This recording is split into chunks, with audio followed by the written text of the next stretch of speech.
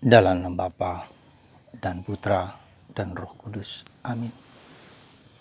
Allah Bapa di surga, kami mengucap syukur dan terima kasih bahwa Kau izinkan, Kau perkenankan memasuki masa baru dalam tahun liturgi gereja, masa Advent, masa penantian, masa menunggu kedatangan Yesus Sang Juru Selamat.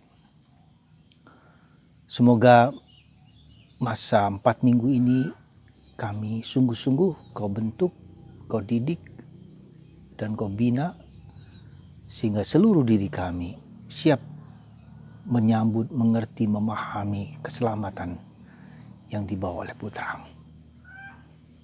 Terpujilah namamu kini dan sepanjang segala masa. Amin. Para saudaraku yang terkasih dalam Kristus, pada tanggal 29 November, hari Minggu, masa Advent pertama ini, satu kata yang perlu kita renungkan, berjaga-jaga. Sebab waktunya kapan, di mana dan bagaimana kita tidak pernah tahu. Saudaraku, sepertinya dalam bacaan Injil hari ini, sepertinya ya Yesus menjebak. Dia tidak pernah mengatakan, tidak bisa mengatakan kapan kita harus datang dan mati dan dipanggil Tuhan datang. Kita tidak pernah tahu. Dan itu memang sebetulnya terjadi karena itu hak Allah. Supaya kita tahu bahwa yang mengotor kehidupan itu bukan diriku, bukan hartaku, bukan uangku, bukan kehendakku, tapi kehendak Allah. Allah berkuasa. Kata berkuasa itu berarti dia mengontrol kehidupanku, kehidupan dunia, tata cara, seluruh alam semesta ini berada dalam kontrol Tuhan. Tak satu pun yang lepas dari kuasanya. Nah, karena itulah maka apa yang menjadi bagian yang terpenting dari kita, berjaga dan waspada, ya, supaya ketika datang kita siap untuk menerima Sang Penebus itu, Sang Penyelamat itu untuk datang kedua kalinya. Nah, apa maknanya berjaga-jaga itu? Apa maknanya berjaga-jaga itu? Kita mungkin bisa melihat contoh seorang satpam, security guard, yang berjaga katakanlah 24 jam atau jam tertentu, dia berjaga, dia tidak tidur, dia melihat, dia mengamati, dia mencermati apakah ada hal-hal yang tidak berkenan di rumah itu atau di tempat itu. Nah, berjaga-jaga mempunyai 3 aspek. Dalam aspek yang seperti apa? Aspek pertama adalah aspek fisik, aspek yang kelihatan, aspek yang bisa kita raba, bisa kita lihat, bisa kita cermati dengan indera kita. Ya, kita bisa melihat aspek fisik, katakanlah seperti itu. Nah, itu yang pertama. Jadi kita melatih tubuh kita, raga kita, otot kita, ya, pikiran kita dan segala macam supaya siap gitu loh, mengerti dengan cepat ketika ada hal-hal yang emergensi, kita dapat bekerja terengginas, jadi gesit untuk bisa melakukan sesuatu. Tapi kalau kita tidak pernah olahraga, makan kita juga sembarangan, serba enak, serba macam-macam, serba tidak sesuai dengan tubuh kita, lalu kita menjadi tidak cepat, tidak gesit dalam menangani sesuatu. Seandainya tentara atau polisi security guard, dia hanya makan, tidur, segala macam, tentu dia tidak akan bisa melawan musuh yang dengan sigap, dengan kuat. Katakanlah kita harus menjadi seperti seorang Kopassus secara fisik. Yang kedua non fisik. Yang non fisik itu mengandaikan kejiwaan kita, ya, mengandaikan disitulah aspek talenta, bakat, kemampuan, daya-daya intuisi, daya-daya pikir, daya-daya merasa, motivasi, ya, daya jiwa di situ. Jadi motivasi apa yang menggerakkan kita untuk melakukan sesuatu? Ya, itu yang kita sebut dengan non fisik, yang metafisika, yang di dalam batin kita yang masih tersembunyi, yang membutuhkan explore lebih dalam. Bakat-bakat kemampuan kita juga begitu, itu bisa. Nah, di situ, di sisi itu yang katakanlah kalau kita contohkan itu seperti gunung es yang di atas itu hanya 15%, yang 85% kejiwaan kita yang harus kita kembangkan, entah positif dan negatif.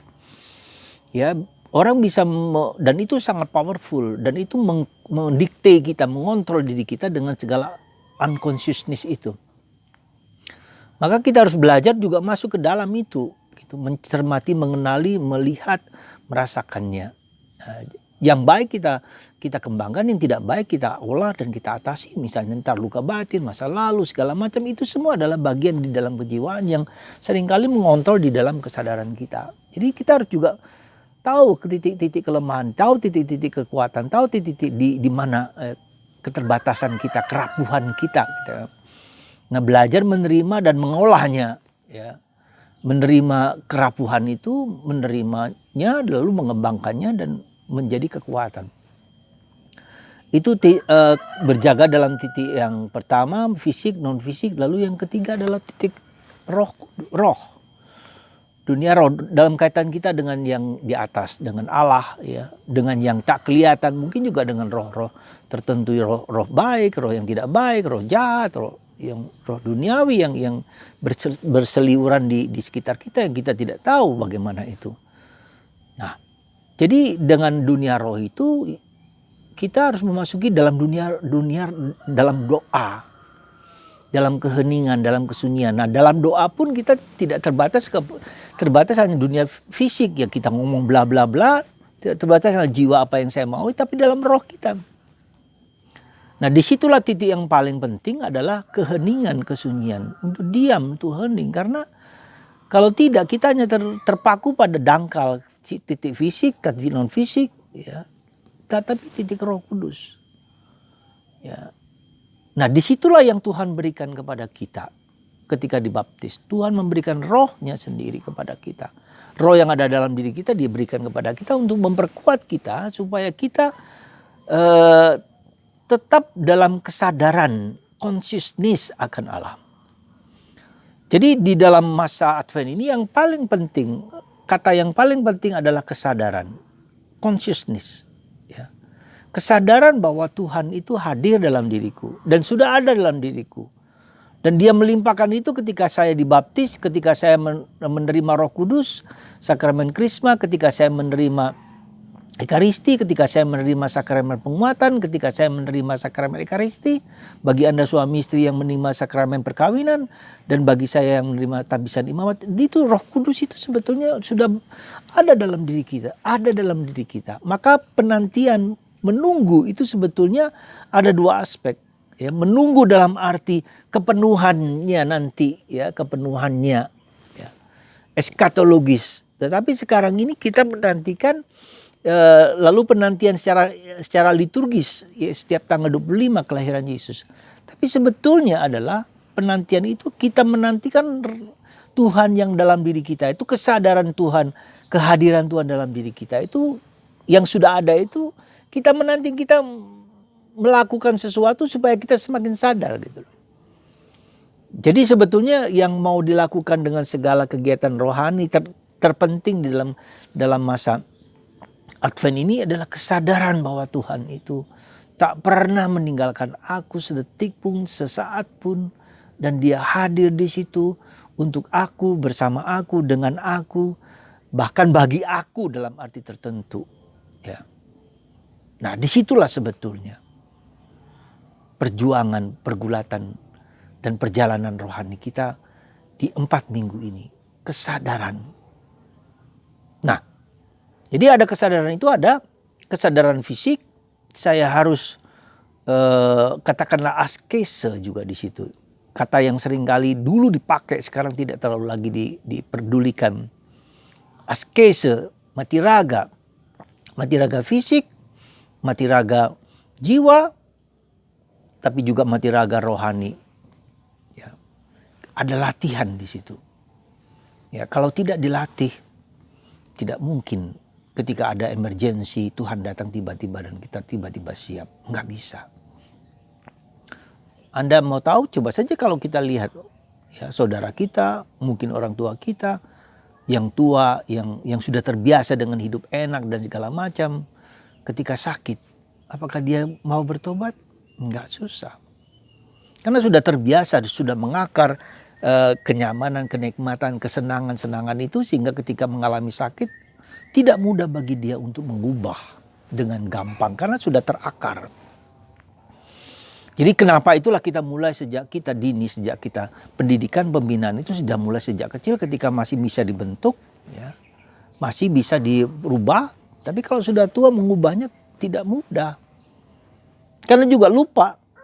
Kita sendiri yang sudah menjelang umur ini sudah lupa untuk melakukan A dan B dan C. Lalu melakukan apa yang sudah terbiasa. Jadi rutin aja.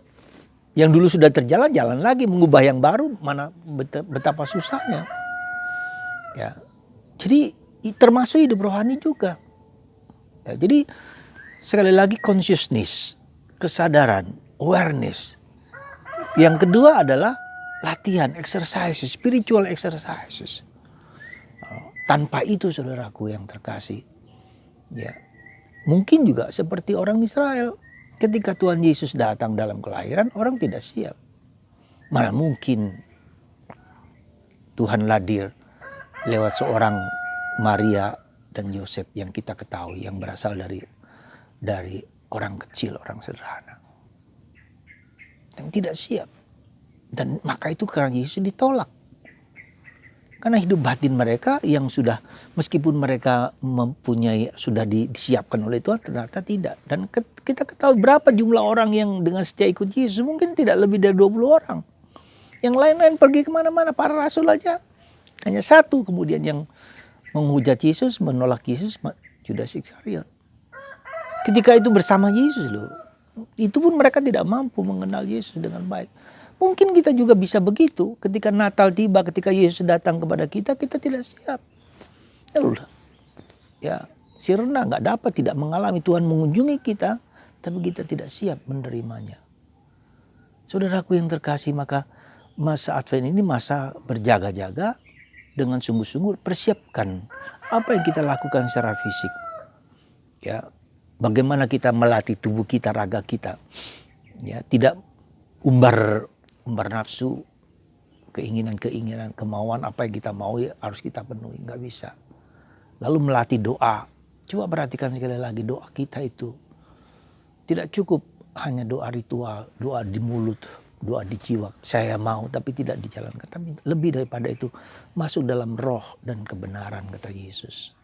Semoga Anda dan kita semua mempersiapkan masa Advent ini dengan sungguh-sungguh, dengan bersemangat, dengan bergairah, karena kita bertemu dengan seorang pencipta, penebus, penyelamat Anda dan saya dan dunia. Semoga rahmat itu Anda terima dan kita terima bersama. Karena cinta Tuhan kepada kita, Dia tidak hanya memberikan rahmat, tetapi memberikan putranya sendiri. Supaya kita dapat bergaul dan menjadi seperti Dia. Semoga Tuhan memberkati kita semua, menguatkan dan mendorong kita untuk lebih maju, lebih dalam, lebih dekat dan lebih mesra dengan Yesus bersama Bunda Maria, dalam nama Bapa dan Putra dan Roh Kudus. Amin.